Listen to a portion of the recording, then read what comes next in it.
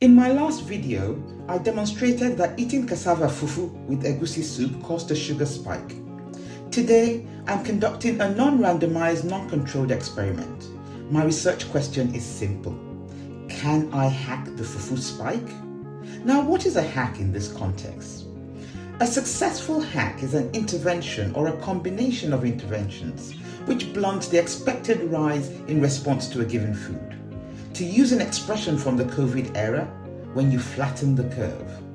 An example would be if in response to the same food, the graph went from looking like this to looking like this.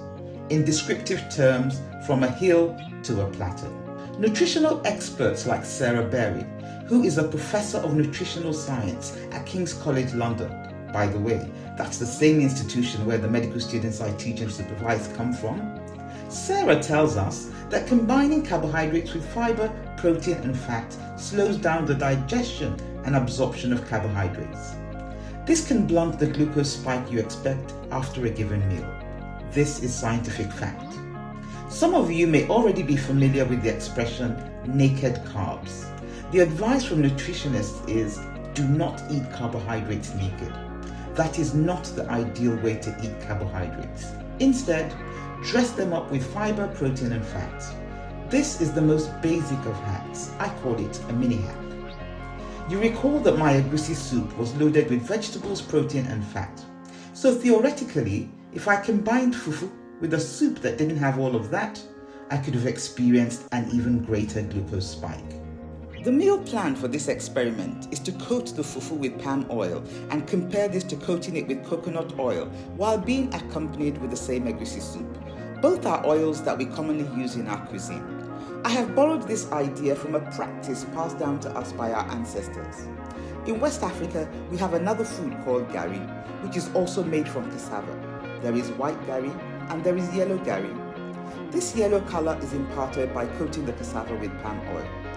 I had always thought this was done for visual appeal. Now I'm asking myself, is it possible our ancestors were onto something?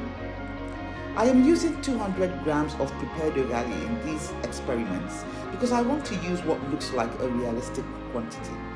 This certainly does not look like a lot of fufu when compared to what I see on people's plates, especially at social gatherings. If you do a really labor-intensive job like a builder, carpenter or a farmer, then your job may permit you to eat and burn more food for fuel. For those of us who have become victims of the modern sedentary lifestyle, you may find that as you grow older, your waistline increasingly becomes the favorite destination for all the excess food you consume. If you belong to this group, can I strongly suggest that you subscribe to this channel and hit the notification button? The information we share here may motivate you to embark on your own metabolic journey and discover that a pot belly is actually a choice, not a curse. For full disclosure, I must mention that at the time of this experiment, the prepared ugali had been in my fridge for 2 days. Some of you may have heard about the concept of resistant starch. If you haven't, post a question in the comment section and I'll do a separate video on this subject. To again establish a baseline, I ate the egusi soup alone. You notice more of a rise in this compared to the previous graph. I was at work here, so did stress levels at work contribute to this difference? Possibly. First up is palm oil. For this, I measured the same 200 grams of ugali and while reheating, combined this with 2 tablespoons of palm oil. Don't ask me why 2, I literally plucked that number from the air. This is what my plate looked like after the combination. Again, I ensured the soup portion was generous, but it did not deter me from once again, yes, you're getting used to the storyline. This is the picture. Compare this with the picture of the spike caused by ugali not coated with palm oil. I had a bigger spike. My blood sugar went from 4 to 7.8 millimoles per liter, which is the upper limit of normal. Not only that, the area under the curve is bigger, which means not only did it go higher, but it stayed up for much longer.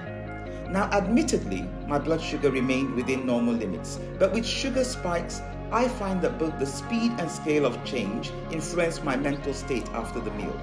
If it goes up too quickly by too high a margin and stays high for too long, that's when my brain starts protesting. I literally feel a curtain descending over the clarity of my thinking processes. Then I'm having to drink numerous cups of black coffee and tea in order to remain alert. Brain fog. Next up is coconut oil. This was conducted on a different day. I reheated 200 grams of the fufu, which by now could be classified as resistant starch, with 2 tablespoons of coconut oil.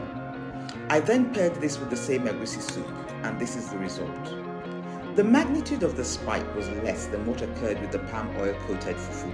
However, compared to the picture without either coating, I did not see a reduction that convinced me that this could be a hack. One of the confounding factors with this experiment is that with the uncoated fufu and egusi soup, the meal was eaten at lunchtime. With the palm oil versus coconut oil, meals were all dinner time. My body handles carbohydrate-heavy meals less efficiently if eaten later in the day. Did the meal timing also contribute to higher spikes in these meals? The cautious conclusion I have drawn is that at the current dose, which is 1 tablespoon per 100 grams of ugali, neither palm oil nor coconut oil coating effectively reduced the sugar spike associated with my eating 200 grams of fufu and egusi soup. I'm a bit disappointed, but certainly not deterred. I am convinced there is an effective hack out there. My mission continues, so do not miss the next video.